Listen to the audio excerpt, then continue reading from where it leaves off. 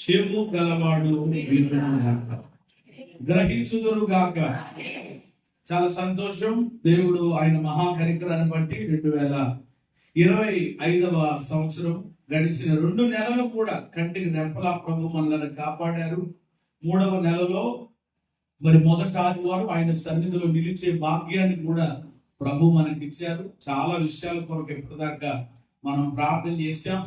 ఇలాగున్న దేవుని సన్నిధిలో మరి మన కుటుంబాల కొరకు, మన బిడ్డల కొరకు ప్రార్థనలు జరగడం అది ఎంతో ఆశీర్వాదకరం. ఎందుకంటే ఏ ప్రార్థన కూడా వ్యర్థముగా దేవుడు పోనివ్వరు. తప్పకుండా ప్రార్థనకు తగిన కాలములలో చెప్పండి ఏం కలుగుద్ది అనమాట, ఫలము కలుగుద్ది.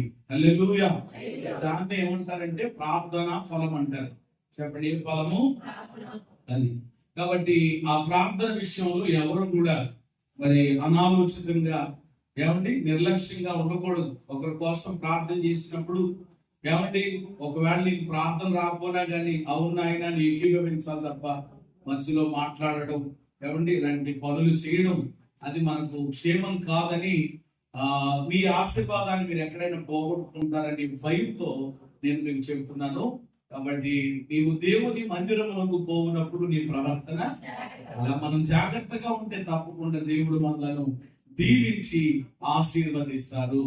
ఈ నెల దేవుడు మనల్ని ప్రేమించి మనకిచ్చిన వాగ్దానం చెప్పండి ఏంటో. రాత్రి విన్నారు కదా, మేలు చేయ నిర్దేశించుచున్నాను గనుక. జకర్యా గ్రంథము 8వ అధ్యాయము 15వ వాక్యం అలా చదువుకుందాం. ఎందుకంటే రాని వాళ్ళు చాలా మంది ఉన్నారు కనుక జకర్యా గ్రంథము 8వ అధ్యాయము 15వ వచనాన్ని తీసినటువంటి వారు స్పష్టంగా ఈ కాలమున యెరూషలేమునకు యూదా వారికి మేలు చేయ ఉద్దేశించుచున్నాను గనుక భయపడకు. ప్రతి నెల ఒక్కొక్క వాగ్దానము ద్వారా, వాగ్దాన సందేశము ద్వారా ప్రభు మనల్ని దర్శిస్తా ఉన్నారు. గడిచిన రాత్రి 50 దినముల ఆత్మీయ కుటుంబ సహవాస కూడికలలో మొదటి రోజు మరియు వాగ్దాన సందేశ స్తుతి కూడిక కూడా జరిగింది. ఆల్రెడీ నేను ఈ వాగ్దాన సందేశంలో ఒక పార్ట్ అనగా ఒక భాగాన్ని రాత్రి చెప్పండి జ్ఞాపకం చెప్పేశాను అనమాట. అంటే ఇప్పుడు మరలా అదంతా చెప్తే ఆ పార్ట్కు 1 గంట, ఈ పార్ట్కు 1 గంట కలిపితే ఎన్ని గంటలు? మరి మీ పరిస్థితి ఏంటి? కాబట్టి ఇంకా పార్ట్ నెంబర్ మనం చెప్పను. ఎందుకంటే ఆల్రెడీ రాత్రి అయిపోయింది. వినాలనే ఆసక్తి కలిగినటువంటి వారికి దేవుడు ఇచ్చిన ఒక సువర్ణ అవకాశం ఏంటంటే మన గ్రూప్ లో, మన యొక్క ఛానల్లో దాన్ని అప్లోడ్ చేయడం జరిగింది. మేలు చేయు దేవుడు అనేటువంటి టైటిల్ తో ఆల్రెడీ వర్తమానం ఉంది. కాబట్టి మీకు తీపిగా ఉన్నప్పుడు, మీకు ఖాళీగా ఉన్నప్పుడు విని దేవుని యొక్క మాటల ద్వారా బలపరచబడండి. టూకీగా జ్ఞాపకం చేస్తారు. కొంతమందికి వినే మనసు ఉంటే తప్పకుండా వింటారు. అయినా కొంతమందికి ఆ వెసులుబాటు లేనిటువంటి వారు ఉండవచ్చు. కాబట్టి జస్ట్ ఆ మాటల్ని పైన జ్ఞాపకం చేస్తూ నేరుగా నేను ఈ యొక్క సందేశంలో 2వ భాగంలోకి వెళ్ళి ఈ మాటలు మీకు అందించే ప్రయత్నం నేను చేస్తాను. వాగ్దానం ఏ టైంలో దేవుడు చేస్తున్నాడనంటే దేవుని ప్రజలు పాపము చేయడాన్ని బట్టి, దేవుని ప్రజలు పాపము చేయడాన్ని బట్టి వాళ్ళ కీడు అనుభవించారు.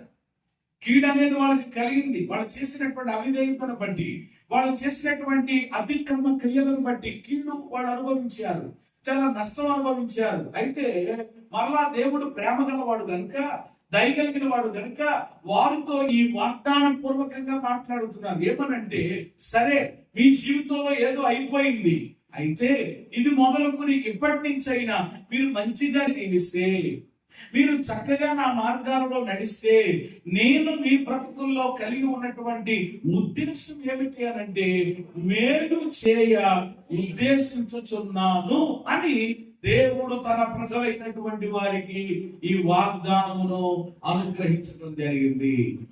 ఆమె చెప్పండి అందరూ. హల్లెలూయా. ఇక్కడ రెండు గుంపులు మనకు కనబడుతున్నాయి. ఎవరు చెప్పండి? యెరూషలేము వారు, యూదా వారు.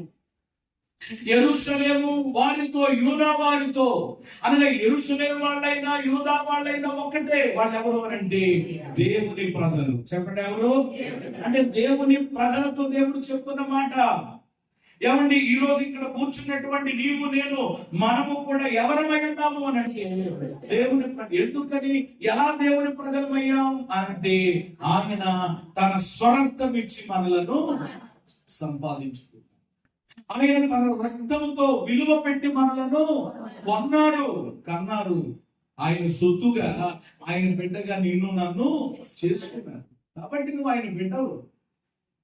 ఏమంటే ఈ రోజు మనము ఆయన ప్రజలమై ఉన్నాం. కాబట్టి ఆయన ప్రజలమైనటువంటి మనతో దేవుడు చెప్తున్నటువంటి మాట, లేక దేవుడు మన ఎడల కలిగి ఉన్నటువంటి ఒక గొప్ప సంకల్పం ఏమిటి, లేక ఒక గొప్ప ఉద్దేశం ఏమిటి అని అంటే కనుక మేలు చేయాలి అనే ఉద్దేశం. ఏ ఉద్దేశం చెప్పండి? మామూలుగా నేను మిమ్మల్ని అడుగుతున్నాను, మనందరికీ ఉండేటువంటి ఏమండి కోరిక, మనందరికీ ఉండేటువంటి ఆశ ఏమిటి అని అంటే మనం ఏం పొందాలని ఆశపడతాం? అట్లాడేమ్మా, మేలు మాకు వద్దండి. ఏమండి ఏమంటే దేవుడు మా బ్రతుకులో ఏ మేలు చేయక్కర్లొద్దండి అనేవాళ్ళు ఎవరు ఉండరు కదా. మనం ఆశించేదే బ్రతుకులో ఏదో ఒక మేలు అనుభవించాలని కదా. ఇప్పటికే దేవుడు మన దైనందిన జీవితంలో ఎన్నో మేలులు చేస్తూ వచ్చారు. ఈ రోజే మీరు విన్నారు చాలా సాక్ష్యాలు. నిజంగా ఒక్కొక్కరు ఒక్కొక్క సాక్ష్యాన్ని తెలియజేస్తున్నప్పుడు దేవుడు వాళ్ళ పట్ల ఆయన చూపినటువంటి కృప ఎంత అద్భుతంగా ఉందో, ఎంత అధికంగా ఉందో. ఆయన సన్నిధిలో చేసినటువంటి ప్రార్థనలు, ఆయన సన్నిధిలో కార్చినటువంటి కన్నీళ్లు అవి వ్యర్థము కాలేదు అనే విషయం బిడ్డలు వారి జీవితాల్లో అనుభవించిన మేలుల ద్వారా మనకు అర్థమైంది కదా. ప్రభుకు స్తోత్రం చెప్పండి. ఈరోజు మనం ఆరాధించేటువంటి దేవుడు, మనము నమ్మినటువంటి దేవుడు మేలు చేయాలి అనే ఉద్దేశం కలిగి ఉన్నాడు. 3 మాటలు చెప్పాను నేను రాత్రి, మరలా జ్ఞాపకం చేస్తున్నాను. మనం ఆరాధించేటువంటి దేవుడు మన జీవితాల్లో ఏం చేయాలనే ఉద్దేశం కలిగి ఉన్నాడు. మేలు చేయాలి, అది ఆయన ఉద్దేశం, అంటే ఆలోచన, అది ఆయన తలంపు, అది ఆయన యొక్క ప్రణాళిక మన విషయంలో. మేలు చేయాలనే ఉద్దేశం. రెండవదిగా మనం ఆరాధించే దేవుడు ఎవరు అనంటే మేలు చేసేవాడు. ఏం చేసేవాడు? ఎంత మేలు చేసేవాడు అని అంటే ఏమండి, ఆయనకు కీడు చేసే వారికి కూడా ఏం చేయడం ఆయనకి ఇష్టం? మేలు చేసేది. చూడండి, మనమంటే మనుషులుగా మన స్వభావం ఎలాంటిది అంటే మేలు చేసిన వారికి మేలు చేయడు. మనిషి స్వభావం అది. అట్టెట్టినామకి ఎంత అంటే అట్టున్నర పెట్టడం, భాగ్యం ఉండకూడదు. ఎంత వేసారా మన పెళ్లికి వస్తుంది? కొత్తపల్లి సుబ్బారావు గారు ఎంత ఏమంది 100 రూపాయలు పట్టుకెళ్ళి ఇంకొక 50 కలిపేసి వేసేయి. మనం ఏమన్నా అంటే చూడండి, అంటే మన యొక్క విధానం అది. మేలు చేసినటువంటి వారికి మేలు చేయడం అది మానవ నైజం. కానీ నేనంటాను, కీడు చేసిన వారికి కూడా మేలు చేయడం అది ఎవరి స్వభావం? దైవ స్వభావం. స్తోత్రం చెప్పండి. మనం కూడా స్వభావంలోనికి ఏమవ్వాలి? మారాలి. రాను అంతేగాని వాళ్ళు మాకు ఎంత చేశారంటేనండి, రాత్రులు నిద్ర లేకుండా చేశారండి, అలాగండి ఎలాగండి అని దుమ్మెత్తిపోయడం అది దైవ ప్రజల, దేవుని బిడ్డల యొక్క లక్షణము కాదని నేను జ్ఞాపకం చేస్తూ ఉన్నాను. ఇక మూడవది, మేలు చేయడంలో ఆయన ఏమయ్యేవారు అని అంటే ఆనందించేవారు. మేలు చేయడంలో ఏం చేసేవారు? అసలు మేలు చేయడమే ఆనందం అండి. మీ బ్రతుకులు మీరు చేసి చూడండి. ఎప్పుడైనా ఎవరికైనా ప్రియమైన దేవుని బిడ్డలు ఏదైనా ఒక చిన్న మేలు అంటే అంటారు కదా కొంతమంది ఉడత సాయం అంట. ఏ సాయం అండి? కొంతమందికి ఉడత సాయం కూడా చేయలేరు అనమాట. ఏంటో వారి జీవితాల్లో. ప్రియమైన దేవుని బిడ్డలారా, ఆ చిన్న సహాయం అయినా ఎవరికైనా మీరు చేసి చూడండి. చేస్తున్నప్పుడు మీ హృదయంలో తెలియకుండా ఏం కలుగుతుంది? చాలా ఆనందం కలుగుతుంది. మీరు బిర్యానీ తిన్నప్పుడు అంత పెద్ద ఆనందం ఉండదు, అది వేరే మన కడుపు ఆనందమే. ఏమండి, కానీ మేలు చేయడంలో ఆనందం ఉంది. అందుకని మనం ఆరాధించే దేవుడు కూడా మేలు చేయడంలో ఆయన ఏం చేసేవాడంట? ఆనందించే. కాబట్టి ప్రియమైన సహోదరి సహోదరుడా, ప్రియమైన తల్లి, ప్రియమైన దేవుడు బిడ్డ, ఇదిగో ఈ నెలలో దేవుడు మనకిస్తున్నటువంటి ఒక శ్రేష్టమైన వాగ్దానం, ఆయన మేలు చేయాలనే ఉద్దేశం కలిగి ఉన్నారు. ఏం కలిగి ఉన్నారు? దేవుడే ఉద్దేశం కలిగి ఉన్నారండి. దేవుడే ఒక ఆలోచన మన పట్ల కలిగి ఉన్నారు. బైబిల్లో కూడా చాలా మంది పట్ల ఏమంటే అలాంటి ఉద్దేశాలు కలిగి ఉన్నారని గడిచిన రాత్రి నేను చెప్పాను. ఏమంటే యోసేపు ఎడల కూడా దేవుడు ఏ ఉద్దేశం కలిగి ఉన్నారు? మేలు చేయాలని, ఏమంటే మేలు కలుగుటకై, ఏమంటే ఆయన జీవితాల్లో సమస్తాన్ని కూడా ప్రభు సమకూడి ఎక్కడి నుంచి ఎక్కడికి తీసుకెళ్లారు. యోసేపు జీవితాన్ని మనం చూసాం రాత్రి. రెండవది మోజెస్ గురించి మనం ఆలోచించాం. మూడవది దావీదు జీవితం. వాళ్ళు ఎక్కడెక్కడి నుంచి ఎక్కడికి వెళ్ళారు. ఏమండి వాళ్ళు అలాగా వాళ్ళు ప్రయాణం చేయడానికి వాళ్ళ పట్ల దేవుడు ఆ ఉద్దేశం కలిగి ఉన్నారు. కాబట్టి మేలు చేయాలనే ఉద్దేశం దేవుడు కలిగి ఉన్నారు కనుక మనల్ని ఏం చేయొద్దని ప్రభు చెప్పారంటే భయపడకండి అని కూడా మనకు భరోసా ఇచ్చారు. దేవుడిని అయితే ఇక్కడ నా మాటలు మీరు గమనించాలి. మనం ఆరాధించేటువంటి దేవుడు మేలు చేస్తానని, మేలు చేయాలనే ఉద్దేశం కలిగి ఉన్నానని ప్రభు చెప్పారు. ఈ వాగ్దానము మన జీవితంలో నెరవేర్చబడాలంటే వాగ్దానం చేసినటువంటి దేవుడు నమ్మదగిన వాడు అనే విషయం మనందరికీ తెలుసు. ఆయన వాగ్దానం చేసి లేక ఆయన మాట ఇచ్చి ఏమయ్యేవాడు కాదు, తప్పేవాడు కాదు. అబద్ధం ఆడడానికి ఎవరు కాదు, మనకులాగా మనిషి కాదు. ఏమంటే నరాలాడే నరుడు కాదు ఆయన. మనుషులుగా కొన్నిసార్లు మనం కూడా అంటాం, ఆయన ఇంకెందుకండి.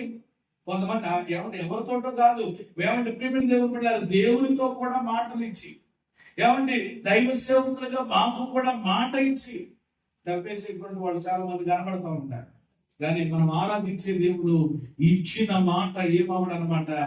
ఏమంటే మేలు చేయాలనే ఉద్దేశం కలిగి ఉన్నాను అంటే ఖచ్చితంగా ఏం చేస్తాడు? వాగ్దానం నెరవేరుస్తాడు. ఏమాత్రం సందేహం లేదు, 100% అనమాట.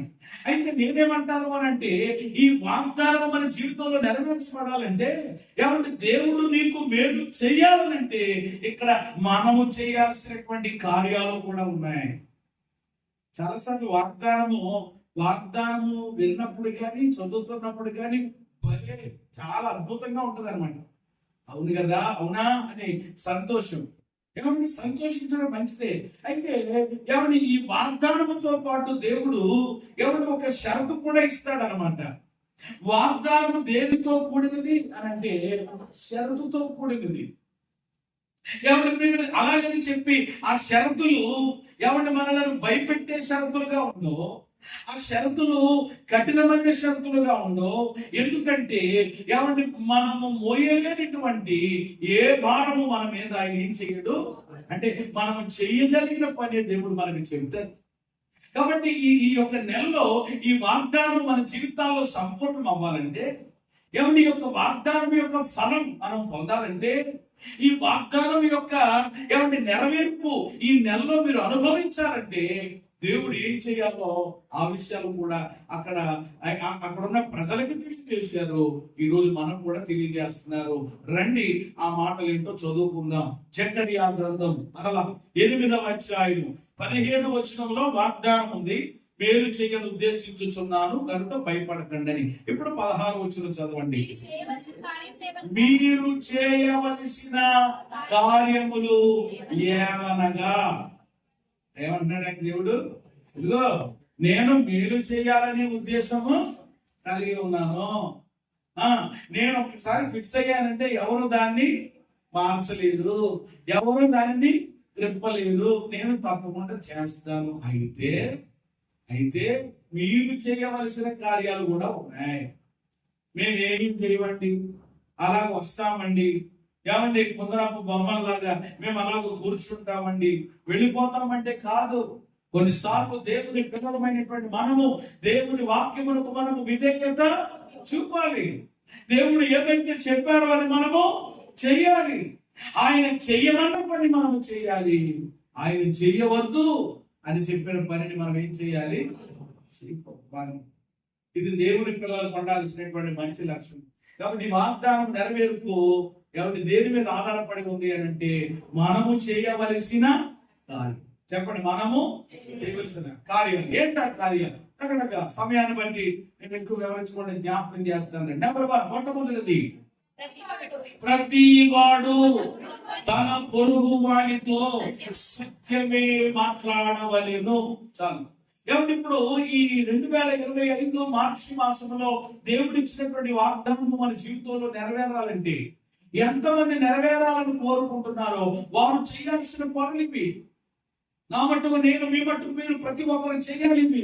ఏంటి అని కనుక మనం ఆలోచన చేస్తే మొదటి మాట ఏమండి, మన పొరుగు వారితో మనము సత్యమే మాట్లాడవలెను. నీ పొరుగు వారితో చెప్పండి, ఏం మాట్లాడాలి?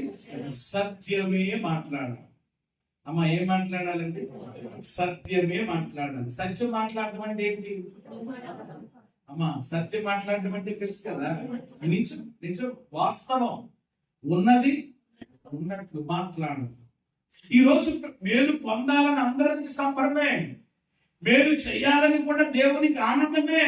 కానీ మేలు మన జీవితాల్లో పొందాలంటే దేవుడు నీ వైపు నుండి, మన వైపు నుండి ఏం కోరుకుంటున్నాడంటే, ఇదిగో నా బిడ్డ, నీవు మాట్లాడవలసినటువంటి సమయాలు వచ్చినప్పుడు, పొరుగు వారితో కొన్ని సందర్భాల్లో మాట్లాడవలసినటువంటి సమయాలు వస్తాయి. అలాంటప్పుడు చెప్పండి, వారితో ఏం మాట్లాడాలంట? సత్యం. కానీ ఇక్కడ కొన్నిసార్లు విచారకరమైన విషయం ఏంటంటే, కొంతమంది నోటంపడ వచ్చేది ఏమిటి అని అంటే అసత్యం, ఇంకా చెప్పాలంటే అబద్ధం. ఏమండి, కొన్ని అబద్ధాలు ఎక్కడ వస్తాయని అంటే కనుక 2-3 చోట్ల వస్తాయండి. మొట్టమొదటిగా పెళ్లి సంబంధాల దగ్గర, ఏమండి వివాహ సంబంధాల దగ్గర ఏమొస్తా ఉంటాయి? ఆయన ఎలాంటోడో, వాడి పరిస్థితి ఏంటో అంతా ఎవరికి తెలుసు? మాట్లాడరేమ్మా, మీరే ఇక్కడ చాలా మంది ఉన్నారు. అలాగంటే మరలా నాకు ఏ సమాధానం చెప్తారంటే, మాస్టర్ గారు ఊరుకోండి, వెయ్యి అబద్ధాలు ఆడి ఏం చేయాలట? ఎవరు చెప్పాడు అది? ఏమండి, ఆయన చెప్పిన రచయిత ఎవరైనా ఉన్నారా? తీసుకురండి. ఏమండి, ఫలానా ఫలానా అనేటువంటిది ఏమీ లేదు. అది అలా కొట్టుకొచ్చేసింది కాల ప్రవాహంలో. ఏమంటే నీ అబద్ధాలు ఆడి ఏం చేయాలట? అప్పుడు నీ నెత్తట్టుకుంటారనమాట అన్నాడు. ఏమన్నా నీ చుట్టూ అట్టుకుని నువ్వే కదా చెప్పావు, ఇంత కాదు అంత కాదు ఇంత అని చెప్పేసి అన్నావు, తెగ బాధేస్తున్నాడంట. అసలు అబ్బాయికి ఏమి లేదని ఎటువంటి అలవాటే అన్నారు. అలవాట్లు ఉన్నాయి ఆ వ్యక్తికి. అలవాటు లేదన్నారు కానీ ఏమున్నాయి చెప్పండి? లాట్లుగా ఉన్నాయి అలవాట్లు, మామూలుగా కాదు, లాట్లుగా ఉన్నాయి అలవాట్లు. ఏమంటే ఈ రోజు ప్రేమిడి దేవుని బిడ్డలారా, అందుకని వివాహ సంబంధాల దగ్గర ఎప్పుడు కూడా దేవుని పిల్లలు ఏం చెప్పాలి చెప్పండి? ఇదండి వాస్తవం. ఇలాగ ఏది మీ దగ్గర దాపరికం ఏమి లేదు, వాళ్ళ ఫ్యామిలీ బ్యాక్గ్రౌండ్ పరిస్థితి అంతా ఇదిగోండి, మీకు ఇష్టమైతే చేసుకోండి, లేకపోతే ఇప్పుడే ఆనందం. లేకపోతే అలా అనుకోండి, ఏదో రకంగా సరి చేసి మొత్తం మీద ఏమన్నా మోకముడిగా ఏమన్నా చేద్దాం వ్యాపారం అని అనుకుంటే కనుక ఆ తర్వాత చాలా ప్రమాదం. ఆ కుటుంబంలో ఏదైనా మనస్పర్ధలు వస్తే, సమస్యలు వస్తే, అప్పుడు వెంటనే ఎవరిని ఏమన్నా ఫోన్ చేస్తారనమాట. అది ఆ పెళ్లిళ్ళ పేరం ఉంది కదా, ఆ పేరయ్య ఉన్నాడు కదా, ఎవరి సంబంధం తీసుకొచ్చిందో సరే ఫోన్ చేయండి, అప్పుడు ఎలా రమ్మనండి అని వెంటనే నీ పే కట్టుకుంటారనమాట. కాబట్టి దైవ జనాంగమా, సంబంధాల దగ్గర కానివ్వండి, ఏమంటే రెండవదిగా చెప్పాలంటే చాలా మంది అబద్ధాలాడే దగ్గర, ఏమంటే అబద్ధాలాడే విషయాలు రెండవది ఏమిటి అని అంటే శాలరీస్ దగ్గర, జీతాల దగ్గర చాలా మంది ఉన్నట్లుగా చెప్పడం. బాబు జాబ్ వచ్చిందని దేవుడు ఏంటి ఎలాగా శాలరీ ఎలాగనంటే వెంటనే ఉన్న ఫిగర్ చెప్పరండి.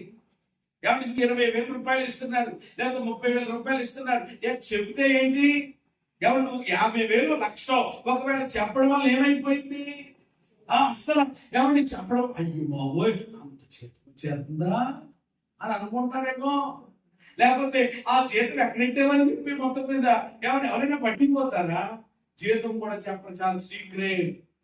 ఒక్కొక్కరు ఎలాగంటా ఉంటారు, బ్రదర్ ఎలా ఉన్నాడు ఏంటి, ఈ మంచి జాబ్ వచ్చింది దేవుని కృపను బట్టి, ఏంటి మరి ఎలాగ శాలరీ పర్వాలేదంటే ఏమి లేదండి, కటింగ్లన్నీ పోయి ఏంటంట, కటింగ్లన్నీ పోయి ఆఖరికి చేతికి ఎంత అవుతుంది? జాగ్రత్త, కటింగ్లు అంటే మొత్తం ఏమైపోతుంది? వ్యాపారం. కాబట్టి ఉన్నది ఉన్నట్టుగా చెప్పొచ్చు, ఏం పద్ధతి గురించి వస్తుంది. కొంతమంది భయం, దైవసేవకుల దగ్గర మా దగ్గర ఉంటే బయట మళ్ళా మేము ఏమైనా అది మీకు అప్పగించేస్తాం తప్ప ఎవరి వ్యక్తిగత వాడదు. కానీ ఎవరు నువ్వు ఇలా చేయి అలా చెయ్యి అని చెప్పి ఆంక్షలు ఏమీ లేవు కదా. కొంతమంది ఇక్కడ ఇంకా మూడవ దగ్గరకు వస్తే చాలా చిన్న విషయం అండి ఇది. అసలు జనరల్ గా జనరల్ గా ఏమన్నా అసలు చెప్పకూడదు అనుకున్నాను, చెప్తేనే కానీ అర్థం కాదు. ఎవరో మీ ఇంటి పక్క ఉంటే మీ ఇంటికి ఎవరో ఒకరు వచ్చి ఏ వదినా ఏంటి ఏ కూర ఉండే పెట్టి అని అంతే. కొంతమంది దగ్గర ఏ కూర ఏ వంట చేశారు అనగానే లోపలేమో వాస్తవంగా చెప్పాలంటే ఏంటి గోంగూర మటను, ఏమంటే పీతలు రొయ్యలు. కానీ ఈవిడ ఏమంటదండి, ఏముందమ్మా సారు పెట్టాను. ఏంటంట సారు అయిపోతుంది, జాగ్రత్త. జీవితం 365 సారే దేవుడు ఆమె అంటే. కొన్నిసార్లు అంటే అన్నిసార్లు మనము ఇలాగలాగ అంటున్నారు అనుకోండి, తదాస్తు. ఏమండి తదాస్తు అంటే మన భాషలో ఏంటి ఆమె అంటే పెద్ద దేవుడు లేదండి. తదాస్తు అనగా ఆమె అనగా ఒకటే. ఏమంటే పైన దేవుడు ఆమె అన్నాడంటే సారే. కాబట్టి ఎప్పుడు ఒక్కొక్కరు చూడండి, ఏదైనా వెళ్ళి అడిగాం అనుకోండి, కరివేపాకు ఉందమ్మా, ఉన్నప్పటికీ లేదు. ఏంటంట ఎండిపోతే చెట్టు కూరలు వేసుకోవడానికి కూడా కొనుక్కోవాలి 15 రూపాయలండి. ఉందంటే ఏంటంటే చెట్టు అంటిపోతారా అవుని. ఒక్కొక్కళ్ళు ఏదైనా చిన్నది, ఏదైనా ఒక చిన్న మాట మాట్లాడేటప్పటికి లేదు లేదు లేదు వాళ్ళ బ్రతుకులో. ఒక రోజు నేను ఏమైపోద్ది, ఉందని ఉంటే ఉందని చెప్పు, లేకపోతే లేదు. అమ్మా నీ ఇంటిలో ఏమన్నది అని దైవజనుడు అడిగినప్పుడు ఆ విధవరాలు చెప్పిన మాట ఏమిటి అని అంటే, అయ్యా నా ఇంటిలో నూనె కుండ తప్ప మరి ఏ కుండ. ఆ కుండను బట్టి దేవుడు ఏం చేశాడు, మనకున్న దానినే దేవుడు ఏం చేస్తాడు, నీకు సత్యం చెప్పాలి. స్తోత్రం చెప్పండి. పొరుగు వారితో ఎవరితో అంట, మాస్టర్ గారితో పక్కనంటే. మాస్టర్ గారితో అబద్ధాలు ఆడేవాళ్ళు కూడా చాలా మంది ఉంటారు. ఇంకా పెద్ద అవార్డు ఇవ్వాలి కానీ. కాబట్టి ఇక్కడ దేవుడు సేవకుడితో సేవకురాలతో కూడా అనలేదు. ఎవరి గురించి దేవుడు మాట్లాడుతున్నాడు, నీ ఇంటి పక్కన నీ పొరుగు వారితో ఏం మాట్లాడాలి, సత్యం. కాబట్టి ఒకవేళ ఇంకా అసత్యాలు మాట్లాడుతూ అబద్ధాలు మాట్లాడుతూ ఏమండి అబద్ధాలతో మనం బ్రతికేస్తూ ఉంటున్నట్లయితే కనుక ఇదిగో మన జీవితాల్లో మేలు పొందుకోలేము. ఆ మేలు మనము పొందాలి అని అంటే కనుక ఏ విషయంలోనైనా ఏ సందర్భంలోనైనా చెప్పండి ఏం మాట్లాడాలి, సత్యమే మాట్లాడాలి. ఎందుకనంటే మనము నమ్మిన దేవుడు, మనం ఆరాధించే దేవుడు ఎవరు చెప్పండి, సత్యవంతుడు. అందరూ చెప్పండి ఏమంతుడు, సత్యవంతుడు. సామెతలో ఉంటది, సత్యవర్తనులు యెహోవాకు ఇష్టలు, అబద్ధములాడు వారి యొక్క పెదవులు యెహోవాకు. అది అబద్ధం ఆడేవాళ్ళంటే దేవుడికి ఇష్టం లేదట. అబద్ధాలు ఆడేటువంటి వాడి యొక్క నోరు దేవుడు ఏం చేస్తాడట, మూసేస్తాడట. అబద్ధాలు ఆడేటువంటి వారు 4 ఏళ్ళు ఎత్తాడట, కట్ చేస్తాడట. జాగ్రత్త. కాబట్టి అబద్ధాలు ఆడేది ఏం చేయాలండి, మానేయాలి. ఇప్పటి నుంచైనా మానేయాలి. భర్తతోనైనా ఏమండి మీరు ఏం చేయాలన్నమాట, నిజమే చెప్పాలి. భార్యతోనైనా నిజమే సత్యమే చెప్పాలి. పిల్లలతోనైనా ఏం చెప్పాలి. కొంతమంది ఏమంటే పిల్లలతో అబద్ధాలు ఆడిస్తూ ఉంటారండి, ఎంత గొప్ప. ఏమన్నా చూసారు, చిన్నప్పటి నుంచి వాళ్ళకి ట్రైనింగ్ అనమాట. ఇదిగో నీకు లేనని చెప్పు, ఇదిగో ఎక్కడ ఉంది. అప్పుడు వెంటనే తెలివైన అయితే, అమ్మాయి నెట్టు ఇంట్లో ఉంటే అలా లేదని చెప్పే, ఇంట్లో ఉన్నావు కదా నువ్వు ఇంట్లో ఉండి. అలాంటి వాళ్ళు కొంతమంది ఉంటారు అనమాట. అలా కాదు, తర్వాత చెప్తాను. ఒక్కొక్కటి ఏం చేస్తారంటే ఏమండి సావుకారు గారు సీట్లు అయిన వస్తూ ఉంటాడు కదా. వాస్తవంగా చెప్పాలంటేనండి మా అమ్మాయి అయితే ఇంట్లోనే ఉందండి, కానీ నన్ను లేదని ఆయనకి బెస్ట్ అవార్డు ఇవ్వాలండి. నిజంగా ఆయన ఎందుకంటే కొన్నట్టుగా ఏం చేశాడు, చెప్పాడు, సత్యం మాట్లాడాడు. 2 ఏమండి దెబ్బలు కొట్టినా కానీ. ఈ రోజు దేవుని పిల్లలు సత్యం మాట్లాడాలండి. దేవుని పిల్లలు దీనికి సంబంధించినటువంటి చాలా వచనాలు ఉన్న సమయం బట్టి నేను వివరించలేకపోతున్నాను. ఎవడు మనం ఆరాధించే దేవుడు సత్యవంతుడు కాబట్టి ఎవడు మనం ఏం మాట్లాడాలి, ఎప్పుడైనా ఊళ్ళోనైనా ఇంట్లోనైనా వీధిలోనైనా ఎక్కడైనా ఏమంటే ఏదైనా ఇతరులు మనల్ని ప్రశ్నించినప్పుడు అది ఉన్నట్టుగా చెప్పండి అంతే.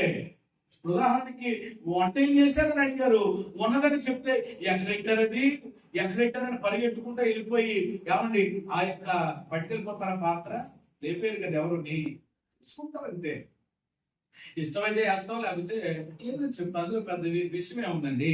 కాబట్టి ఇప్పుడు సత్యమే మాట్లాడాలి. ఏమంటే ఇప్పుడు దీనికి ఆపోజిట్ ఎవరనంటే సైతాన్ గారు. సైతాన్ ఎవరు అని అంటే అబద్ధమునకు. మన పరమ తండ్రి సత్యవంతుడైతే సైతాన్ ఎవరండి, అబద్ధమునకు జనకుడు అంటే తండ్రి.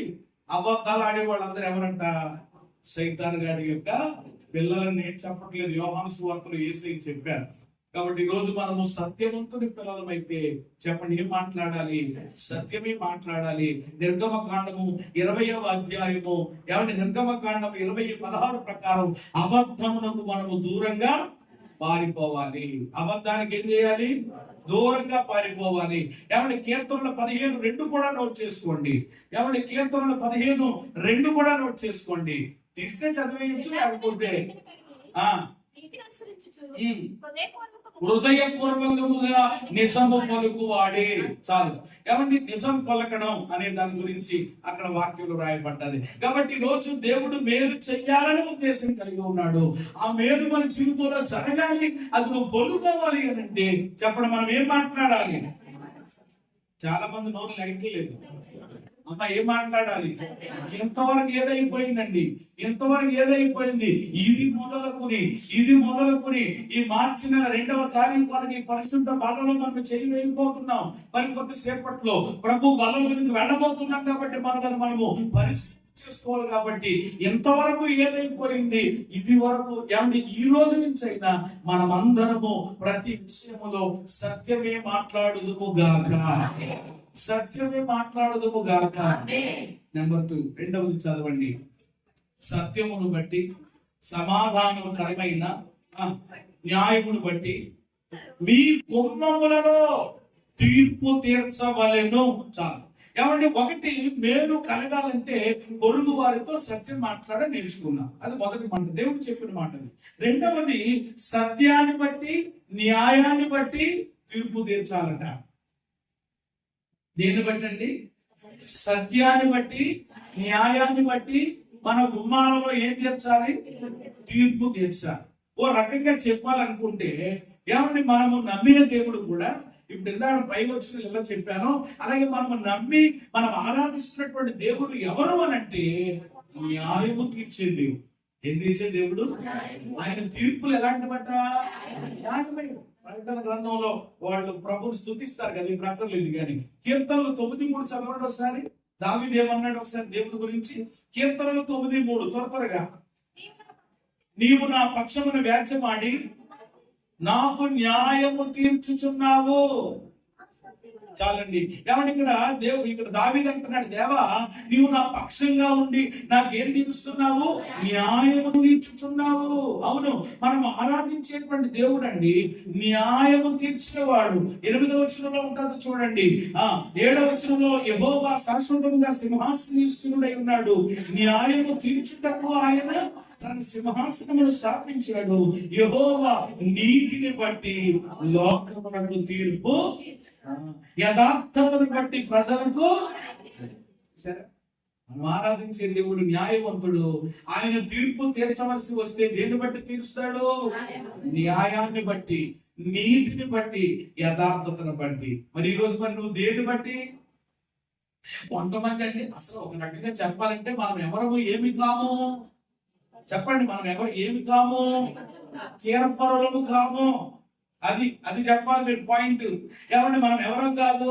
తీర్పరులం కాదు. ఎందుకనంటే మత్తయి 7:1 ప్రకారము మీరు ఎవరికి చెప్పారా లేదా యేసయ్య? మనం ఎవరికి జడ్జిమెంట్ చేయలేదు. ఒక్కొక్కరు ఏం చేస్తారు తెలుసా? వాళ్ళు ఎలాంటి బతుకుతున్నా అనకూడదు, కానీ అబ్బో తీర్పు తీర్చడానికి మాత్రం కుర్చీ పట్టడం అన్నట్లుగా వాడు ఎలాగండి, వీడు ఎలాగండి, వాళ్ళు ఎలాగండి, వీళ్ళు ఎలాగండి. మరి నువ్వేం చేసావండి? నువ్వేం చేసావండి? సాయంకాలం పాటలు చల్లగా అలా వెళుతూ అప్లైన్ ఇచ్చారంటే సంతకంలేట జాగ్రత్త ఎవరో లేదని చెప్పి జాగ్రత్తగా లోపలికి వెళ్ళిపోయి గొడవలు వేసుకుని చెప్పులు తాగేసి మళ్ళీ ఇంకొకటి ఎవరి గురించి చెప్తామండి. ఈ రోజు కొంతమంది అలాంటి వాళ్ళు ఉన్నారు. కాబట్టి ఎవరి గురించి మనం ఏం చేయకూడదు? ఆ తీర్పు మనం ఎవరిని తీర్చగలదు? ఎవరిని దేవుడికి మనం అప్పగించేయాలి. ఎవరికి ప్రకటన గ్రంథంలో ఉంది కదా, అన్యాయం చేసేవాడిని పరిశుద్ధుడిని నీతిమంతుడిని అందరి లెక్కలు తేల్చేస్తానంటున్నాడు ఆయన. అంటే ఆయన చూసుకుంటున్నాడు. కాబట్టి మనం ఒక్కొక్కసారి వెంటనే మనము తీర్పుల్లో వెళ్ళకూడదు. దానికి ఒకవేళ తీర్పు తీర్చవలసి వస్తే ఒక పెద్దగా ఒక పెద్దగా నిన్ను ఆ సమస్య పరిష్కరిస్తామని చెప్పి నిన్ను ఆ గొడవలోనూ ఆ సమస్యలోనూ నిలబెట్టారు. అప్పుడు ఖచ్చితంగా దేవుని పిల్లలైతే గనక దేన్ని బట్టి తీర్పు తీర్చాలి అని అంటే న్యాయమును బట్టి. చెప్పండి, దేని బట్టి? కొంతమంది దేన్ని బట్టి తీర్పు తీరుస్తారంటే కులాన్ని బట్టి తీర్పు తీరుస్తారు. మన కులం కదరా వాడు కాబట్టి అని. ధనాన్ని బట్టి తీర్పు తీరుస్తారు. అరే ఆడి దగ్గర ఏమున్నాయి? డబ్బులు ఉన్నాయి, అవసరం 10,000 పడేస్తారు అని ఆడి పక్షంగా. ఇలా ఈరోజు లోకంలో న్యాయాలు ఎలా పోయినాయి అని అంటే డబ్బు ఎవరి దగ్గర ఎక్కువ ఉంటే ఆడి పక్షంగా ఏమొస్తుంది అనమాట. తెలియకుంటే చెప్తారు వేసేస్తా ఉంటాడు అనమాట. ఇప్పుడు అంతా ఆన్లైన్ వచ్చేసింది కదా. ఇదిగో నువ్వు నా గురించి అలా మాట్లాడు, ఎంత కొట్టమంటావు? కొట్టడమే, ఇంకా కొట్టేయడమే. ఏంటి కొట్టేయడం అంటే ఆంగ్లం కొట్టేయడం కాదు. ఇక్కడ ఫోన్ పేలోనో గూగుల్ పేలోనో కొట్టేస్తాడు అనమాట. ఇక్కడ కొట్టేయడం అక్కడ వాడేమంటాడు అనమాట, అయ్యి బాబు వాడు చాలా అని చెప్పమాట. చూసారా న్యాయం ఎలా పోతుందో. అందుకని సామెతల గ్రంథంలో ఇలా డబ్బులకి అమ్మబోయే వాళ్ళని సొలొమోను రాజు ఏం పేరు పెట్టాడు అని అంటే వాళ్ళకి కోట సాక్షులు అన్నాడు. ఏ సాక్షులు అంట?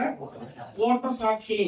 అంటే వాళ్ళకి డబ్బులు ఇస్తే చాలు ఏం చేస్తారనమాట, సాక్షి చెప్పారు. ఏ సాక్ష్యం? దొంగ సాక్ష్యం. అక్కడ లేకపోయినా కానీ బాబు నేను ఉన్నానండి బాబు, అప్పుడేంటి బాబు, అదండి ఆడు అల్లే చెప్పేస్తాడు అనమాట. ఈరోజు చాలా మంది అలాంటి వాళ్ళు ఉన్నారు. కాబట్టి మనం న్యాయం తీర్చడానికి మనం ఎవరమండి అసలు తీర్పడం కాదు. ఒకవేళ పైపెచ్చు నీవు తీర్చవలసి వస్తే ఒక పెద్దదానిగా, ఒక పెద్దవాడిగా, ఓ పెద్ద ఆయనగా నేను గౌరవించి అక్కడ నిలబెట్టి చెప్పండి వీళ్ళిద్దరు సమస్యలండి.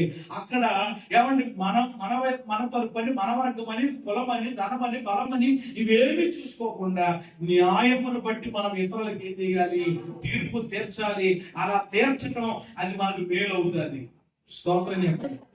ఇంత మట్టుకు చాలు. చాలా విషయాలు ఉన్నాయి. తర్వాత మీరు యెషయా గ్రంథం 1:17, ఆమోసు 5:17 ఇప్పించుకోండి. మీరు తర్వాత చదువుకోండి ఈ రెండవ మాటలో. యెషయా 1:17, ఆమోసు 5:17. మనము తీర్పు తీర్చవలసి వస్తే దేని బట్టి తీర్చాలనంటే సత్యమును బట్టి, న్యాయమును బట్టి. చెప్పండి అందరూ ఒకసారి మాట. సత్యమును బట్టి. అలా చేస్తే దేవుడు మనకి మేలు చేస్తారు. ఇక మూడవది, మూడో మాట చదివేయండి. తన పొరుగు వాని మీద ఎవడును ఏం చేయకూడదట? దుర్యోచన యోచించకూడదు. అది ఈ రోజు మన జీవితాల్లో దేవుడు మేలు చేయాలంటే, ఈ వాగ్దానము మన జీవితాల్లో ఈ నెలలో నెరవేరాలి అంటే, మూడవదిగా దేవుడు చెప్తున్నాడు పొరుగు వాని మీద దురాలోచన చేయకూడదు. ఎవరి మీద?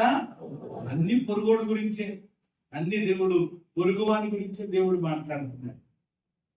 ప్రియమైన దేవుని బిడ్డలారా, కాబట్టి ఎందుకంటే మనము ఇతరులతో లేక మన ఇరుగు పొరుగు వారితో ఎలా ఉండాలో ఒక అండర్స్టాండింగ్ దేవుడు నేర్పిస్తున్నాడు వాక్యంలో. ప్రియమైన దేవుని బిడ్డలారా, పొరుగువాని మీద మనము ఏ ఆలోచన చేయకూడదట? దురాలోచన. దురాలోచన అర్థం ఇంకా మీకు అర్థమయ్యేలా చెప్పాలంటే, దురాలోచన అంటే ఆలోచన చెడ్డ ఆలోచన. ఏ ఆలోచన? కొంతమందికి అదేంటో తెలియదు కానండి, మంచి ఆలోచనలు ఉండవండి. పక్కన ఉన్నటువంటి వ్యక్తుల మీద, ఇరుగు పొరుగు వారి మీద, వారి బంధువుల మీద, స్నేహితుల మీద కొంతమందికి ఏంటో తెలియదు కానీ మంచి ఆలోచన ఉండదు. ఎప్పుడు కూడా ఒక్కొక్కడికి ఏ ఆలోచన అనమాట? దురాలోచన, దుర్బుద్ధి.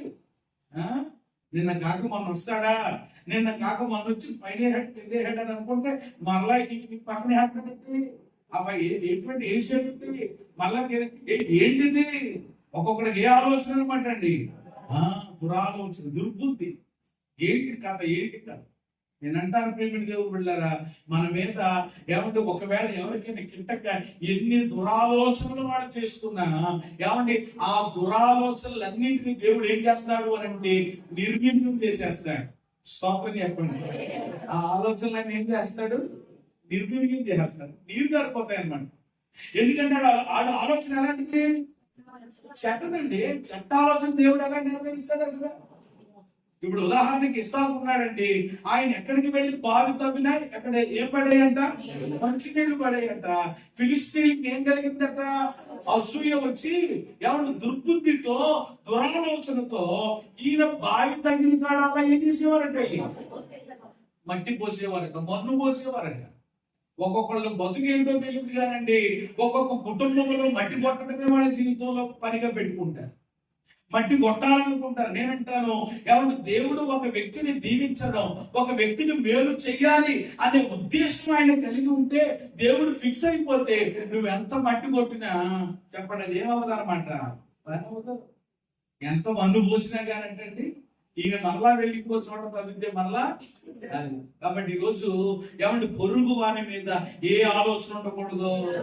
కొంతమందికి ఇదేనమాట, కొంతమందికి రాత్రులు ఎందుకు నిద్ర పడదంటే, కొంతమంది తిన్నది ఎందుకు అరగదు, గ్యాస్ట్రిక్ ఈ రోగాలు కూడా ఎందుకు వస్తున్నాయి, ఈ జబ్బులు కూడా కొంతమందికి ఎందుకంటే దీన్ని బట్టేనంట.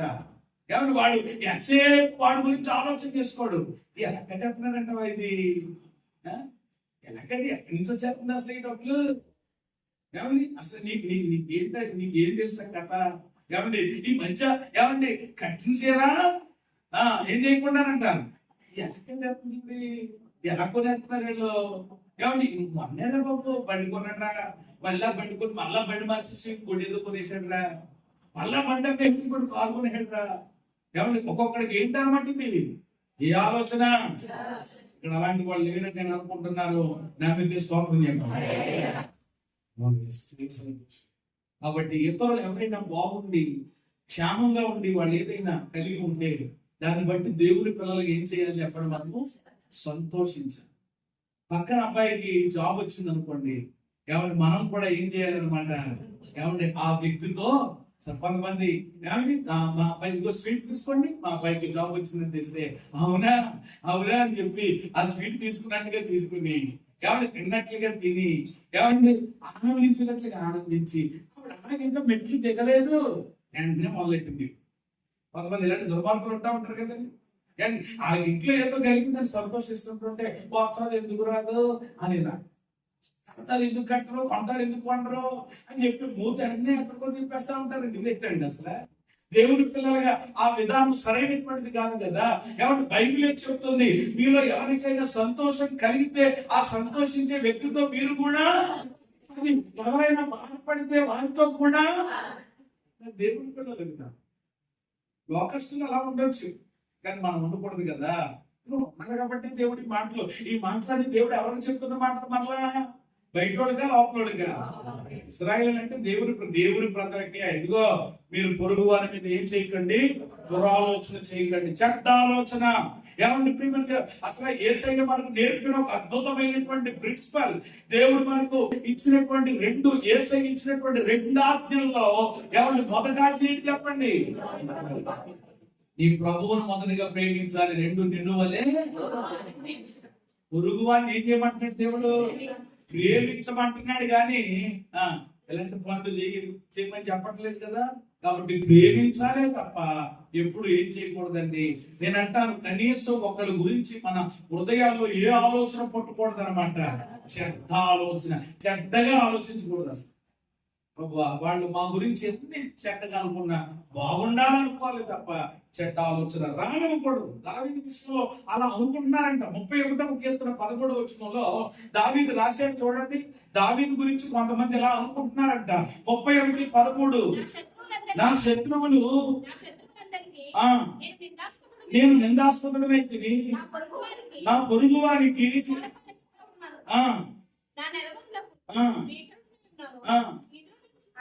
ఏమంటారంట, వీధిలో నన్ను చూచువారు 13:13 అనేకులు నా మీద దురాలోచనలు చేయుచున్నారు, నాకు ప్రాణహాని చేయుటకు యోచించుచున్నారు, వారు గుసగుసలాడుట, ఏమాడుట, గసగసాలు కాదండి, గుసగుసలాడుట. దావీదుకి ఏమవుతుందంటే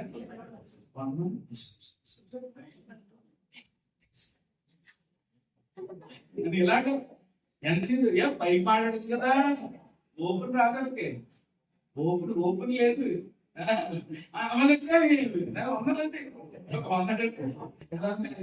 చాలా సంతోషం. అయ్యో అని ఏంటి నాటకాలు అసలు, ఏంటి వేస్తారట. దేవుడు ఏమాత్రం కూడా దావీదు అంటున్నాడు, వారు ఆయన మీద ఏమాడుతున్నారట, వినపడుతున్నాయట, దురాలోచనలు చేస్తున్నారట. ప్రాణహాని ఏమన్నా చేయడానికి ఎక్కడ వేద్దామా దావీదుని అని అనుకుంటున్నారంట. ఏమంటే ఎంత వేసేద్దాం అనుకున్నప్పటికీ కూడా ప్రేమిని దేవుని బిడ్డలారా, దావీదు వెనకాల చెప్పండి పని చేయించున్నటువంటి దేవుని హస్తము బలమైనటువంటిది. హల్లెలూయా. కాబట్టి ఈరోజు పొరుగు వారి మీద ఏ ఆలోచన చేయకూడదు, ఆలోచన చేయకూడదు. ఇక ఆఖరి మాట నేను ముగిస్తున్నాను. 4వ మాట, అబద్ధ ప్రమాణము ఇష్టపడకూడదు. అది ఏ ప్రమాణము? అబద్ధ ప్రమాణం. అబద్ధ ప్రమాణం. ఏమంటే ప్రేమ దేవుని బిడ్డ చేయబడడానికి ఏమవకూడదట, ఇష్టపడకూడదట. అంటే ఈ రోజు మన జీవితాల్లో ఈ వాగ్దానం నెరవేరాలంటే, దేవుడు మేము చేయాలంటే, నెంబర్ 4 4వది చివరి మాట, ఏమండి ఎవరి ఎడల ఎవరి విషయంలోనూ కూడా మనము తప్పుగా ఏం చేయకూడదు, ప్రమాణం చేయకూడదు. అబద్ధ ప్రమాణం, తప్పుగా చెప్పే ప్రమాణం, ఏమంటే దొంగ ప్రమాణం, ఏమంటే ప్రేమ దేవుని బిడ్డలారా డబ్బులకి కక్కుర్తి పడి దాన్ని చెప్పాను చూసారా, అలాగున ఏమండి అబద్ధ ప్రమాణాలు ఏమండి మనము చేయకూడదట. కొంతమంది ఏమంటే దొంగ ప్రమాణాలు చేస్తూ ఉంటారు, దొంగ ప్రమాణం, అబద్ధ ప్రమాణాలు చేస్తూ ఉంటారు. ఏమండి దేవుడి దగ్గర కూడా మరలా ఎంత భయంకరం అండి, దేవుడి దగ్గర కూడా ఏమండి మనము ప్రమాణము అంటే మనము ఒట్లు పెట్టాల్సిన పని లేదు. దేవుడే చెప్పేశాడు, మీరు ఒట్లు గట్లు మీకు ఏమీ లేవు, మీ మాట ఇప్పుడు ఎలా ఉండాలి, అవునంటే కాదంటే అంతే. ఒట్లతో ప్రమాణాలతో కొంతమంది నీ మీద నా మీద అంటా ఉంటారు, ఏమీ లేవు. ఒకవేళ ఏదైనా ప్రమాణం చేయవలసి వస్తే మనం ప్రమాణం ఎలా ఉండాలి చెప్పండి, సత్యంగా ఉండాలి. కానీ ఎలా ఉండకూడదు, కొంతమంది అబద్ధ ప్రమాణాలు చేసి ఏమంటే దొంగ ప్రమాణాలు చేసి ఏమండి మరి దేవుని యొక్క ప్రియమైన దేవుని బిడ్డలారా శాపానికి ఉగ్రతకు గురైన వాళ్ళు కూడా బైబిల్లో చాలా మంది ఉన్నారు. ఒకవేళ మనము ప్రమాణం చేయవలసి వస్తే ఏదైనా మాట అది దేవునికి కానీ మనుషులకు కానీ ఇవ్వగలిగితే అది ఎలా ఉండాలన్నమాట, సత్యంగా ఉండాలి. పెళ్లిలో కూడా భార్య భర్తలు ఏం చేసుకుంటారు, ప్రమాణం. ఏమంటే ఇప్పుడు పెళ్లిలో చేసి ఆ తర్వాత ఏమంటే నీవు ఆ ప్రమాణాలకు అనుగుణంగా ఏమంటే జీవించకపోతే ఇప్పుడు ఆ ప్రమాణం ఏమైపోయినట్టు అనమాట, అబద్ధం అయిపోయినట్టే కదా. ఉండకూడదు. పెళ్లిలో మాత్రం వ్యాధి ఎందును, బాధ ఎందును, ఆరోగ్యం అందును, అన్ని విషయాలు అంట. కానీ తీరా ఆవిడికి బాగోకపోతే పట్టించుకునే పరిస్థితి ఉంది. అసలు పడలగా ఉండు అని రకరకాల మాటలు. మరి నువ్వు చేసిన ప్రమాణం ఏంటి? ఈ రోజు దానికి అనుగుణంగా లేనప్పుడు అది ఆ ప్రమాణం అబద్ధమైపోతుంది కదా. ఆలోచన చేసుకోవాలి. కాబట్టి ఇలాంటి మనం వరుసగా ఆలోచన చేస్తే ఏమంటే ఇక్కడ 4 మాటలు దేవుడు రాయించాడు. ఇక్కడ ఏమంటే మీరు చేయవలసిన కార్యాలు ఇవి, మనం చేయాల్సిన పనులు ఇవి. మొదటి మాట చెప్పండి, మన పొరుగు వారితో ఏం మాట్లాడాలి, సత్యం మాట్లాడాలి, నిజం మాట్లాడాలి. నిజం ఎలాంటిది అంట, నిప్పులాంటిది అంట, పెద్ద నిజమే మాట్లాడాలి.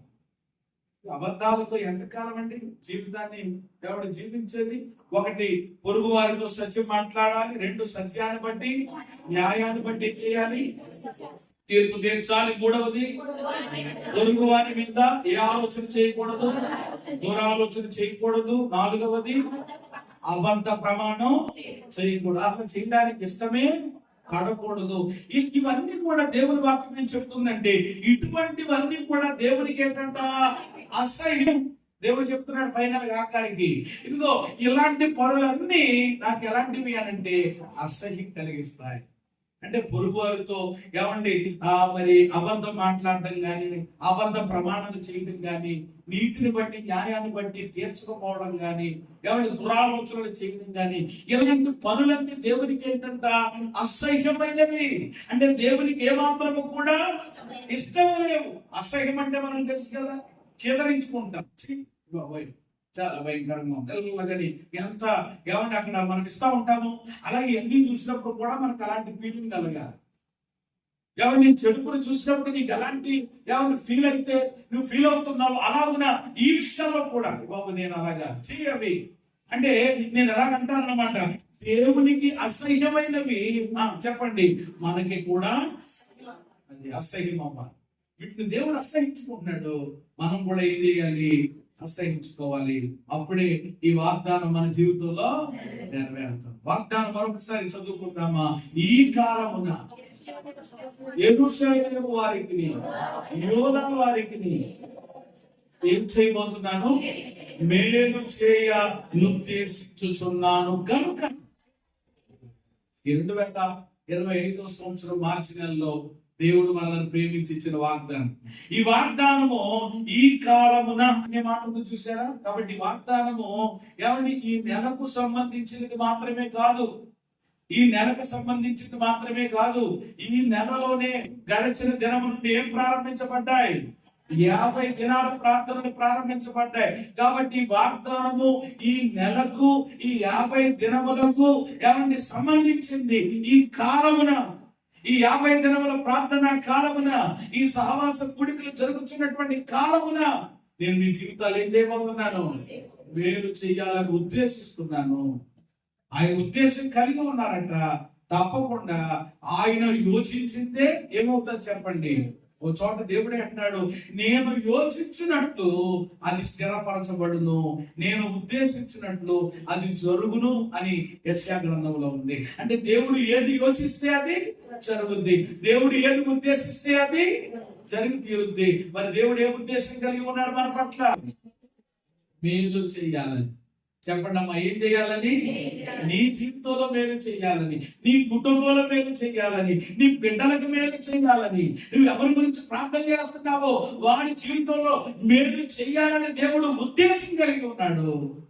అయితే ఏమంటే దేవుడు ఉద్దేశం కలిగి ఉంటే తప్పకుండా అది నెరవేరుస్తాడు. ఆయన మారని వాడు, మార్పు లేని వాడు. అయితే మనం చేయాల్సిన పనులు ఏంటంటే 4 పనులు. ఏంటా 4 పనులు? పొరుగు వారితో ఏం మాట్లాడాలి? సత్యం మాట్లాడాలి. సత్యాన్ని బట్టి, న్యాయాన్ని బట్టి ఏం చేయాలి? తీర్పు తీర్చాలి. 3వది, పొరుగు వారి మీద ఎప్పుడు మంచి ఆలోచన ఉండాలి తప్ప చెడ్డ ఆలోచన మనసులోనికి కూడా రాకూడదు, కళలోనికి కూడా రాకూడదు, తలంపులోనికి కూడా రాకూడదు. వస్తే ఏమన్నా మేలు పొందుకోలేదు. 4వది, ఏ ప్రమాణం చేయకూడదు? ఈ 4 షరతులకు మనం లోబడితే, ఈ 4 నిజమే ప్రభా, ఈ 4 కూడా ఏమండి ఎవరికి చెందినవి అని అంటే ఇవి దేవునికి చెందినవి కావు. మీరు గమనించారా ఈ వాక్యాన్ని జాగ్రత్తగా? కొన్నిసార్లు దేవుడు చెప్పిన షరతులు ఎవరికి సంబంధించినవి ఉంటాయి? పోయిన నెల వాగ్దానం మీకు జ్ఞాపకం ఉందా? పోయిన నెల వాగ్దానం చెప్పండి త్వరగా. అయ్యయ్యో, ఎక్కడున్నారు మీరు? ఏ కాలంలో ఉన్నారు? నా దీవెన మీకు కలుగునట్టు నేను మీకు ఆజ్ఞాపిస్తా అని దేవుడు చెప్పాడు. ఆ దీవెన కలగాలంటే ఏం చేయమన్నాడు? చెప్పండి షరతులు త్వరగా. పుస్తకం పెట్టేసాను. ఏమంటున్నారు? మాట వినాలి, సేవించాలి, దేవునికి ఇవ్వాల్సింది ఇవ్వాలి, దొంగతనం చేయకూడదు, నమ్మకంగా ఉండాలి. ఇవన్నీ ఎవరి కోణం? ఇది దేవుడి కోణం. అంటే దేవుడి విషయంలో చేయాల్సిన పనులు ఆ వాగ్దానానికి. మరి ఇప్పుడు ఇది ఎవరి కోణం? దేవుని ఏమంటే పోలికలో, దేవుని రూపంలో చేయబడిన మనిషి గురించి దేవుడు మాట్లాడుతున్నాడు. స్తోత్రం చెప్పండి. పోయిన నెల ఇదిగో నా విషయంలో నా మాట మీరు బాగుపడతావు, ఇదిగో నన్ను సేవించు, నాకు ఇవ్వాల్సింది, ఇదిగో నమ్మకంగా ఉండని ఆయన గురించి చెప్తే ఈ నెల ఏమంటున్నాడంటే ఇదిగో ప్రతి మనిషి విషయంలో, ప్రతి మనిషి అండి. మీ పక్కన కూర్చున్నారు చూసారా? వాళ్ళది ఏ రూపం అని అంటే, ఏ రూపం? కోత రూపం కాదు, ఒక్క రూపం కాదు. అలాగంటే చిన్నపడేందరూ మళ్ళీ కోపం తీసి ఏమండి మన పొరుగు, మన ప్రక్కన కుడి ఎడమలో కూర్చున్నటువంటి వాళ్ళు ఏమండి ప్రియమైన దేవుని పెట్టలేరా? ఎవరి రూపంలో చేయబడిన వారు అనండి? దేవుని రూపంలో చేయబడ్డారు. మన ఇంటి పక్కన ఉన్నటువంటి వాళ్ళు ప్రభు నమ్ముకున్నా నమ్ముకోకపోయినా, వాళ్ళ రక్షణ పొందినా పొందకపోయినా, వాళ్ళ గుడికి వచ్చినా రాకపోయినా, వాళ్ళు బల్ల తీసుకున్నా వాళ్ళు కూడా ఎవరు? దేవుని పోలిక. వాడు కూడా ఎవరి రూపం? దేవుని రూపం. వాడు కూడా ఎవరు? దేవుని బిడ్డలే. వాళ్ళకి సత్యం తెలియలేదు, నీకు తెలిసింది. వాళ్ళు రాలేదు, నువ్వు వచ్చి, అంతే విషయం, ఏమి తేడా లేదు. కాబట్టి దేవునిని ఎలాగైతే మనం గౌరవించాలో సాటి మనిషిని కూడా మనం అలాగే. అందుకనే మొదటగా నన్ను ప్రేమించమని మొదట ఆజ్ఞించాడు. ఏమన్నా యేసుని ఇచ్చిన 2 ఆజ్ఞలు. ధర్మశాస్త్రంలో 10 యేసైంచి 2. మొదటగా నన్ను ప్రేమించమని ఆయన గురించి చెప్పాడు. రెండవది ఎవరిని ప్రేమించాలంట? పొరుగు వాడిని ప్రేమిస్తే పొరుగు వారితో ఏం మాట్లాడతారు? అది పొరుగు వాడిని ప్రేమిస్తే పొరుగు వారికి ఏం తీరుస్తారు? న్యాయం. పొరుగు వారిని ప్రేమిస్తే ఎవరు పొరుగు వారి మీద ఏ ఆలోచన కలిగి ఉంటారు? మంచి ఆలోచన. పొరుగు వారిని ప్రేమిస్తే పొరుగు వారితో ఏ ప్రమాణం చేస్తారు? సత్య ప్రమాణం. లేకపోతే ఇవన్నీ చేస్తారు. కాబట్టి చూసారా, ఎవరి మనుషుల వైపు ఎలా ఉండాలో అలా ఉందాం. ఈ మంచి లక్షణాలు కలిగి ఉందాం. ఈ వాగ్దానం మన జీవితాల్లో ఏమండి మరి ఆ వాగ్దానం యొక్క ఫలాన్ని మన జీవితాలు అనుభవిద్దాం. అట్టి కృప దేవుడు మనందరికీ దయచేయును గాక. కళ్ళు మూసుకొని ప్రార్థన చేసుకుంటాం.